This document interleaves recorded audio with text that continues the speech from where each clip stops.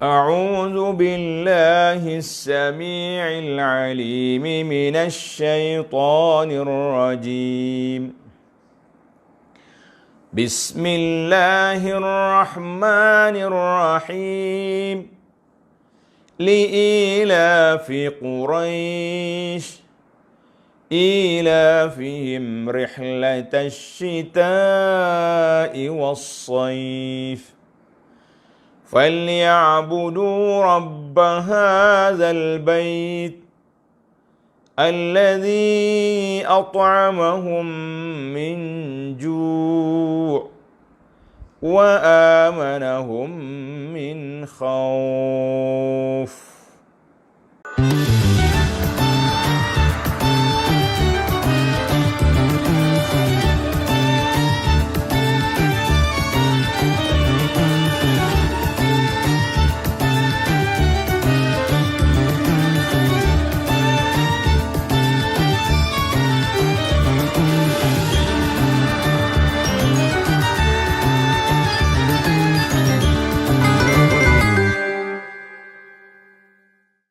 Kita pergi kepada ayat yang pertama. Bismillahirrahmanirrahim.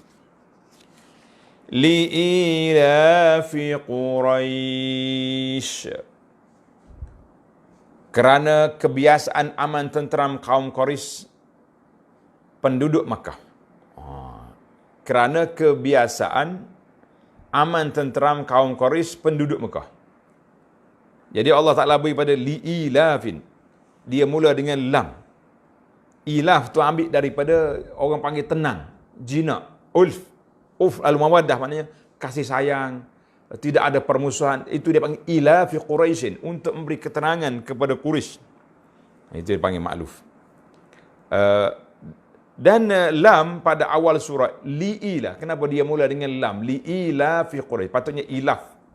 Ilaf tu tengok ayat yang kedua. Ilaf. Ilaf. Lam tu dia kata ada beberapa kemungkinan ulama tafsir duk bahas. Cuba kita tengok. Yang pertama, boleh jadi ada kaitan surah ini dengan surah Al-Fil.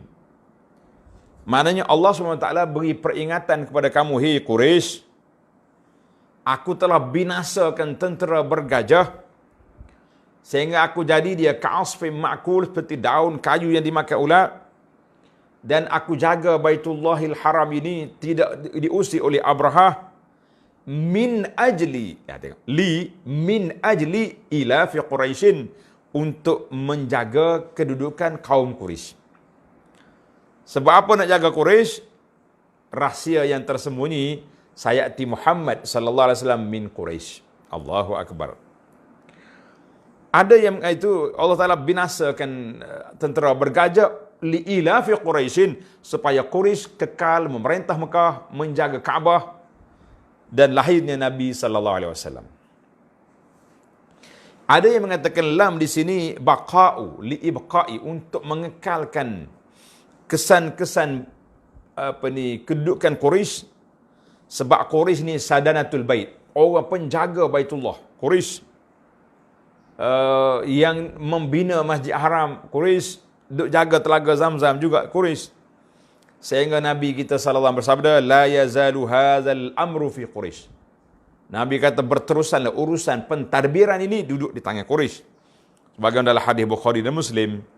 Maka amrul khilafah wal hukum was sultan berterusan sejak dari Nabi sallallahu alaihi wasallam sampai kepada zaman Khulafa ar-Rasyidin, Bani Umayyah, dan sampai kepada Bani al-Abbas, anak cucu Sayyidina Abbas. Semuanya menjadi pemimpin, sehinggalah mari habisnya negara Abbasiyah, lepas tu mari pula negara lain yang bertukar kedudukannya. Masya Allah, tabaraka. Maknanya dalam sejarah Islam, Quraisy itu mempunyai kedudukan yang tinggi, dan inilah satu-satunya kabilah, al-qabilatul wahidah, kabilah yang unggul, yang tunggal, yang disebut namanya dalam Al-Quranul Karim. Masya Allah, tabarakallah. Maknanya dia kata Quraisy dengan surah Al-Fil sangat-sangat dekat. Sebab apa dekat? Sebab cerita dia sama. Aku jaga Kaabah, binasanya gajah, Quraisy terus memerintah. Dan untuk menunggu kedatangan Nabi kita Muhammad sallallahu alaihi wasallam. Maka Allah SWT li'ila fi Quraisyin. Allah Ta'ala kerana aku nak jagamu, nak jaga puak-puakmu dari Quraisy. Ingat molek kan? Aku dah binasakan puak-puak Abrahah. Jangan tu. Allah Ta'ala jaga Kaabah. Sebab itulah dengan penuh confident Abdul Muttalib, datuk Nabi, pergi jumpa Abrahah. Ingat tak waktu Abrahah tahu ambil dia, rampas dia punya unta. Dia pergi berunding dengan Abrahah. Dia kata aku nak ambil unta aku. Abrahah kejut. Pelik. Pelik entah. Aku mari nak serang Kaabah mu. Mu mari duk berunding bak unta. Buat apa? Tengok. Abdul Muttalib kata apa? Dia kata Kaabah ada tuan dia. Aku ni tuan unta. Kata aku. Kaabah, mu dengan dia. Mu berani pergi-pergi. Sedap. Abdul Muttalib cabar kan. Maknanya Allah Ta'ala binasakan Abrahah li ajli ila fi Quraisyin. Kerana nak jaga Quraisy, keamanan di situ. Masya Allah, tabarakallah. Ada juga yang mengatakan li ila fi Quraisyin. Sebab apa? Falyabudu rabb hadzal bait. Quraisy, aku sediakan tempat ni, aku beri keamanan kepada kamu supaya kamu sembah rabb hadzal bait, sembah tuan rumah ni. Mungkin sembah berhala tu buat apa? Sampai mereka di sekeliling Kaabah, tuan-tuan dan puan-puan, ahli sejarah mengatakan ada 360 tokoh berhala. 360 tokoh berhala sekeliling Kaabah. Kalau kita jangan buat perangai macam ni. Allah Ta'ala dah jaga Baitullah, mungkin sembah berhala tu buat apa?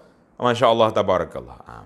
Makanya, u'budu rabb hadzal bait, semua kena sembah Allah yang menciptakan rumah ini, tuan rumah ini, yang telah beri makan kepada kamu daripada lapar dan beri keamanan kamu daripada takut, dan Allah Ta'ala beri pada kamu rihlatus syita'i was saif, mengembara pergi di sana. Allahu Akbar. Masya Allah, tabarakallah. Ada juga yang mengatakan surah ini mustaqillah, tak ada kaitan dengan surah Quraisy, dengan surah Al-Fil. Maknanya Allah Ta'ala nak sebut satu benda yang ajaib yang berlaku kepada Quraisy, kan? I'jabu li ila fi Quraisy. Allah Ta'ala beri pada mereka rihlatas syita'i was saif. Tapi nikmat yang Allah Ta'ala beri banyak, mereka jadi kafir. Wal iyazubillah. Itu yang dimaksudkan. Ili ila fi Quraisy. Ila fihim rihlatas syita'i was saif. Tengok. Allah Ta'ala beri keamanan kepada Quraisy, iaitu kebiasaan aman tenteram perjalanan mereka menjalankan perniagaan pada musim sejuk ke negeri Yaman. Sebab apa musim sejuk dia pergi ke Yaman? Kenapa? Sebab Yaman ni panas. Bila musim sejuk kita pergi ke Yaman, jadi suasana tu dafiq, makna taklah terlalu sejuk. Dan pada musim panas, mereka pergi ke negeri Syam. Sebab apa pergi ke negeri Syam? Syam tu Syria, Palestin, Jordan, Lebanon, itu dia panggil Syam, bumi Syam. Kenapa dia pergi Syam? Syam ni sejuk. Baiklah, dalam ayat kita ni, ayat Allah Ta'ala nak ungkit tentang ketenangan yang Allah Ta'ala beri kepada Quraisy. Fil ayati isyaratun ila ma'an katsir. Ayat ini memberi isyarat kepada beberapa makna yang banyak. Yang pertama, dakwah itu, insya-Allah Ta'ala dakwah yang dibuat oleh Nabi ini bertitik tolak daripada Jaziratul Arab, semenanjung tanah Arab, khususnya Makkah Al-Mukarramah. Jadi bila kita kata kita nak berdakwah, bermakna kita akan bertemu, berhubung dengan umat-umat yang lain. Kita akan jumpa dengan orang Arab, jumpa dengan Afrika, jumpa dengan Parsi dan Rom, lain-lain. Maka rihlah ke Yaman, rihlah ke Syam. Sebab apa? Puak-puak Syam, di Syam ni biasanya Rom dia mari situ. Kalau kata berperang dengan Rom, bukan pergi ke Roma tu, Vatikan. Lah, dia pergi ke Syam. Syam tu puak Rom di situ.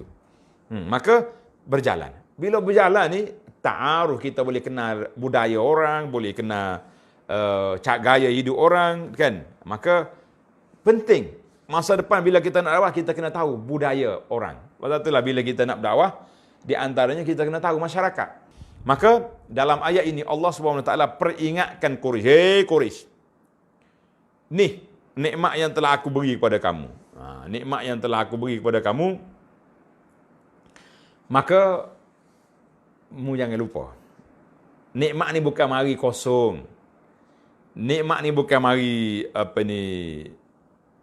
dalam suasana yang begitu saja. Sebagaimana kata di ahli sejarah kata, orang Quraisy dulu, sebelum Allah Ta'ala beri pada mereka teknologi Rihlatus Syita' was Saif, dia ni nak jaga kemuliaan diri, dia tak mau minta sedekah. Tak mau minta tak mau. Habis apabila berlakunya kemarau, bila berlakunya kesusahan, kan, asabathum maja'ah, mereka ditimpa kemarau ataupun susah. Jadi bapak ni waktu masuk anak dalam rumah, dia duduk kurus situ tunggu mati. Allahu akbar. Famakasu fihi ja'i'in hatta yamutu, duduk dalam rumah kurus mati, tak ada makanan. Jadi marilah pula Hashim bin Abdul Manaf. Salah satu daripada tok Nabi itu kan Hashim bin Abdul Manaf. Dia kata, ya maksara Quraisy, puak Quraisy, mu ni buat satu gaya hidup baru ni. Boleh duduk di rumah sampai ke mati ni, tak boleh. Kan? Wa antum ahlu haramillah, mu ni penduduk tanah haram, tak baik lagu ni. Nanti orang lain buat ikut gini pakat mati belaka. Maka marilah kita buat satu program, kita mengembara. Musim panas ke Syam, musim sejuk ke Yaman, maka berlakulah sedemikian. Baik. Ini di antara gaya Quraisy. Bila peniaga-peniaga yang pergi ke Syam, Rihlatus Syita', ke Yaman, Rihlatus Saif ke Syam, apa dia buat? Dia kata, mu hak pakai miskin, tunggu di kampung. Jangan pergi lain. Mu jaga anak bini kami di rumah ni. Tolong bantu mereka apa yang mereka kendaki. Bila dia balik, bawa balik barang-barang dagangan, bawa balik keuntungan, yaqtasimuna bainahum, masya-Allah tabarakallah. Ini dia panggil charity, dia panggil, orang panggil kerjasama yang begitu kuat, kan, takaful ijtima'i. Bila dia balik, dia tidak kata, saya kaya ni relax buat dia. Tak.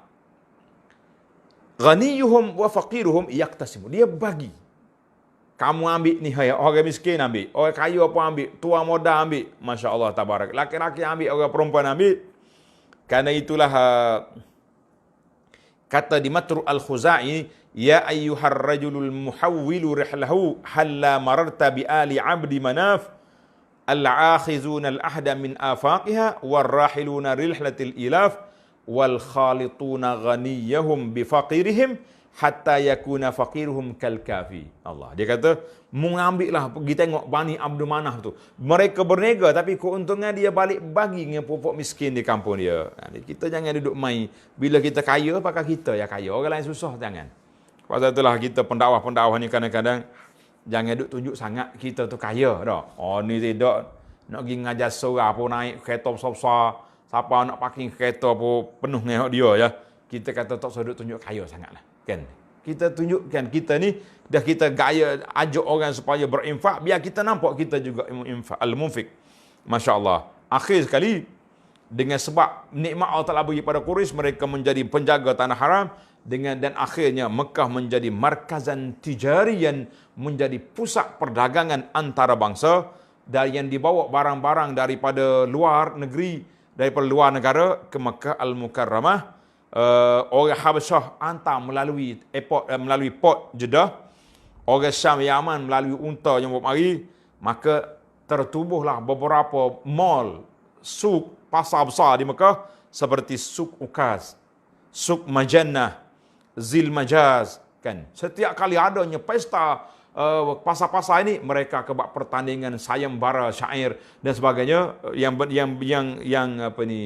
menang digantung di kelambu Kaabah. Akhir sekali orang Mekah mendapat kesenangan dan lurah Quraisy juga menjadi satu rujukan. Maka selesai semua daripada nikmat-nikmat yang diberi. Tengok ayat yang ketiga, Allah kata apa? Falyabudu rabb hadzal bait. Quraisy, mu ni orang berjuru. Kamu dulu susah, aku beri kesenangan. Di kalangan kamu nanti akan dipilih Nabi akhir zaman, manusia yang paling baik, kan, Sayyidul Anbiya wal Mursalin. maka hendaklah mereka menyembah Tuhan yang menguasai rumah Kaabah ini. Mu kena sembah Allah, jangan duk sembah berhala. Ni duk main dengan 360 tokoh berhala buat apa? Maka Allah tak kata falya'budullah.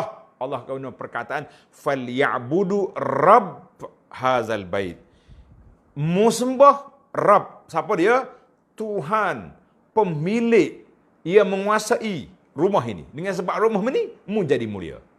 Kamu dikenali oleh masyarakat antarabangsa. Pasar-pasar, mall di Mekah telah tumbuh dengan begitu hebat. Didatangi oleh manusia daripada pelbagai pelosok kawasan. Dia mari, maka Allah kata, musembahlah Rabb hazal bait, Tuan pada rumah ini. Jadi kata di para ulama tadabbur, Rabb tus'iru birri'ayati wal hifz. Mana Allah Ta'ala yang menguasai rumah ini, yang telah menjaga kamu, maka dengan sebab kamu sudah dimuliakan, kamu sudah diberi kedudukan, maka sembahlah Rabb hazal bait. Sembahlah Tuan rumah ni. Dia tahu, Quraisy tahu kemuliaan rumah tu. Kan? Kemudian Allah kata apa? Siapa dia Rabb yang penuh dengan kasih sayang, jaga kamu? Siapa? Allazi at'amahum min ju'. Tuhan yang memberi mereka penghidupan, menyelamatkan mereka dari kelaparan. Ingatkan dulu, sebelumnya berlaku Rihlatus Syita' wa Saif, puak-puak Quraisy hidup mana? Bila dia tak ada makanan, masuk dalam rumah tunggu mati. Allah sedihnya, ya kan? Sedih kita kata. Sedih. Aku dah beri pada kamu Rihlatus Syita' wa Saif, kamu jadi senang hari ni, tapi kamu jadi kafir pula. Allahu Akbar. Allazi at'amahum. Allah Ta'ala beri, dalam ayat ini Tuhan kata, Allah Ta'ala yang beri kamu makan. Ada ulama kata, Allah Ta'ala tak kata wa ashba'ahum, yang telah mengenyangkan kamu. Sebab apa? Tanda ni. Ahli-ahli diet. Ni dipanggil diet gaya Islam. Allah kata, al-it'am ni'matun kabiratun. Makanan itu satu nikmat yang besar Allah anugerahkan kepada kita. Berbeza dengan kenyang. Kan? Kalau kenyang ni, siapa bertaih, kata sudah makan tu sandar, nak pergi semaya tarawih pun tak apa nak bangun. Kan? Akhir sekali jadi gemuk. Bila lepas Ramadan, orang nak menguruskan tubuh, nak jaga nafsu, dia jadi Ramadan boleh menguat nafsu. Sebab itulah dulu, zaman ada bazar dulu, ada orang baca bazar, ada orang panggil bazir. Daripada bazar Ramadan menjadi bazir Ramadan. Wal'iyazubillah. Kita tak mahu jadi bazir, kita nak bazar je, nak pergi beli makan kan. Maka bila kita kata Allah telah beri kamu makan, kita makan secukup yang kita nak. Dengan makanan yang dia panggil halalan tayyiban. Makanan yang halal lagi baik. Ada halal tak baik? Ada. Ya ke Ustaz? Ya. Orang yang kencing manis, tidak tayyib bagi dia makan buah longan, mata kucing. Mata kucing itu manis. Sedangkan mata kucing sedap. Halal. Siapa kata? Makan gula. Orang darah tinggi tak boleh makan daging banyak. Makan garam. Itu dia panggil. Jadi kita naknya Allah ada didik kita halalan tayyiban. Makan yang halal dan yang tayyib. Apa yang tayyib? Yang baik, yang sesuai dengan kita. Maka di sini Allah Ta'ala ajar kepada kita, kamu makan cara betul. Jangan duduk sekiranya nak kenyang ya. Kan? Jadi Quraisy mu dulu juk lapar sampai mati-mati. Sekarang ni aku beri kepada kamu senangan. Nabi SAW pernah doa kepada ke atas Quraisy. Quraisy kaca Nabi kata, Allahumma aini alaihim bisab'in kasab'i Yusuf. Ya Allah, tolonglah aku menghadapi puak ni sebagaimana engkau beri kemarau kepada zaman Nabi Yusuf dulu. Bila mari macam ni, kemarau menimpa Quraisy sehingga dia makan kulit hayawan, makan pokok-pokok. Dia tengok gelap langit tu, dia ingat keturun hujan, macam-macam. Akhir sekali mereka pergi jumpa Nabi pula, suruh doa kan. Allahu Akbar. Allahu Akbar. Yang ketiga, yang keseterusnya Allah kata, wa amanahum min khauf. Dan mengamankan mereka dari ketakutan. Mu dulu takut. Nak, gajah mari nak serang. Aku selamatkan kamu. Kamu dulu takut. Apa-apa yang berlaku kepada kamu, Allah Ta'ala beri keselamatan. Kita kata, mu kena ingat semua. Doa Nabi Ibrahim, Rabbi ja'al ij'al haza baladan amin. Jadikan bumi Mekah ni negeri yang aman. Alhamdulillah. Allah Ta'ala sudah kabulkan doa Nabi Ibrahim sampai hari ini pun Mekah dia panggil negeri yang aman. Baiklah para jemaah sekalian, sebagai kesimpulan kepada empat ayat yang kita baca tadi, ayat ini memberi isyarat kepada ahmiyatul amni wat ta'am. Memberi isyarat kepada pentingnya dalam kehidupan manusia ni keamanan dan juga makanan. Dua kena ada. Aman, makan. Keamanan dan makanan. Kalau negara aman, damai, tapi makanan tak ada, tak aman juga. Manusia ni akan kebuluran, akan jadi susah dan sebagainya, banyak-banyak lagi lah. Sebab bila lapar, macam-macam orang boleh buat. Orang akan mencuri, akan merompok. Kan tengok ramai orang yang ada berita-berita mengatakan orang ni kena tangkap. Dia pergi supermarket curi roti.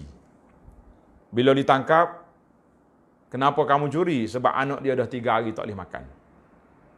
Itu. Mana ada orang yang bersifat jahat, ada orang yang sangat memerlukan. Lepas tu kita kena beza.